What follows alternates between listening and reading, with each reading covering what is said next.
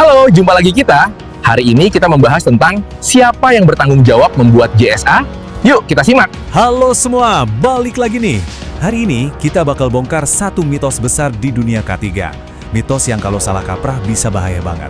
Yep, kita ngomongin soal Job Safety Analysis atau JSA.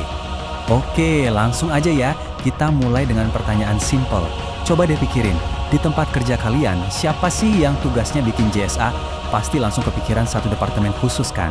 Nah, bener kan? Kebanyakan pasti jawab, ya jelas dong, itu kan kerjaannya orang safety, orang K3 atau HSE. Ini anggapan yang umum banget. Tapi, sayangnya, ini keliru. Ini mitos yang harus kita luruskan bareng-bareng. Terus gimana cara kita tahu kalau ini mitos? Gampang, kita nggak perlu debat kusir. Kita tinggal buka aja aturannya. Yuk kita cek apa kata dasar hukumnya. Ini dia nih poin kuncinya. Aturannya itu bilang, jelas banget, kalau pengawas operasional itu bertanggung jawab penuh atas keselamatan anak buahnya. Penuh. Jadi ini bukan sekedar saran baik loh ya, ini kewajiban. Dan ini bukan omong kosong ya, ini benar-benar tertulis jelas di Kepmen SDM nomor 1827. Nah pertanyaannya sekarang, gimana caranya pengawas bisa ngejalanin kewajiban itu? Gimana dia bisa mastiin timnya aman? Salah satu alat paling pentingnya, ya JSA itu sendiri. Oke, biar makin jelas kenapa ini tugasnya pengawas, kita coba bedah dulu deh. JSA itu isinya apa aja sih? Apa komponen-komponen utamanya? Nah, JSA itu sebenarnya simple loh. Cuma ada 3 bagian utama. Pertama, kita harus urutin langkah-langkah kerjanya. Satu persatu, secara detail.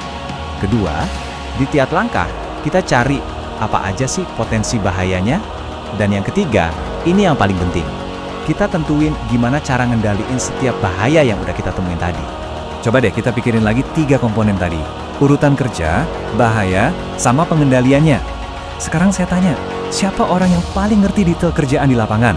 Siapa yang paling tahu celah-celah bahaya di tiap langkah? Ya jelas dong, orang yang tiap hari ada di sana, yang ngawasin langsung. Siapa lagi kalau bukan pengawas operasional? Terus gimana kalau tugas sepenting ini malah dikasih ke orang yang salah? Wah, ini bukan lagi soal salah ngetik dokumen atau administrasi ya. Ini urusannya nyawa.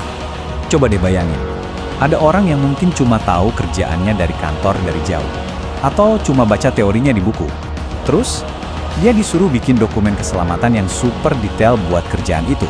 Kira-kira hasilnya bakal kayak apa? Nah, ini dia efek dominonya. Kalau yang bikin JSA itu orang yang nggak terlalu paham kerjaannya, identifikasi bahayanya pasti banyak yang kelewat. Terus, pengendaliannya gimana? Ya jadi salah sasaran atau nggak cukup kuat. Ujung-ujungnya, JSA-nya cuma jadi kertas formalitas. Nggak ngelindungin siapa-siapa, malah bikin resiko kecelakaan makin tinggi. Jadi, yuk kita luruskan lagi peran masing-masing. Tapi tunggu dulu. Ini bukan berarti Departemen K3 jadi nggak penting loh ya. Sama sekali bukan. Peran mereka itu vital banget, tapi beda. Nah, di sini bedanya. Anggap aja gini, pengawas operasional itu adalah autornya, si penulis JSA. Kenapa? Karena dia yang paling ahli soal teknis kerjaannya, jadi dia yang mimpin prosesnya. Nah, Departemen K3, mereka itu advisernya, penasehatnya. Tugas mereka itu ngasih masukan, ngasih arahan, dan mastiin JSA-nya udah sesuai sama standar keselamatan. Bahkan ada peraturan lain yang nguatin ini loh. Di keputusan Dirjen Minerba nomor 185, disebutin kalau tugas K3 itu ngasih penerangan dan petunjuk-petunjuk. Jadi, tim K3 itu jagonya soal gimana cara bikin JSA yang benar. Tapi yang paling jago soal apa isi JSA itu, ya tetap pengawasnya. Oke, jadi kita udah bongkar mitosnya, udah jelasin juga perannya masing-masing. Terus gimana dong cara yang benar buat bikin JSA yang benar-benar efektif, yang benar-benar bisa ngelindungin orang? Kuncinya satu, kolaborasi. Tapi, kolaborasi yang dipimpin sama orang yang pas. Jadi proses yang paling top itu adalah pengawas operasional sebagai komandannya, dia kerja bareng sama timnya yang tiap hari ngerjain langsung, terus didampingin sama Departemen K3 sebagai konsultan keselamatannya. Nah, ini baru resep jitu buat JSA yang bukan cuma jadi dokumen, tapi beneran bisa nyelamatin nyawa. Jadi ingat ya, keselamatan itu bukan cuma tugasnya satu departemen aja. Ini tanggung jawab kita semua, tapi harus dipimpin nama orang yang paling paham kerjaannya di lapangan. Oke, sekian dulu.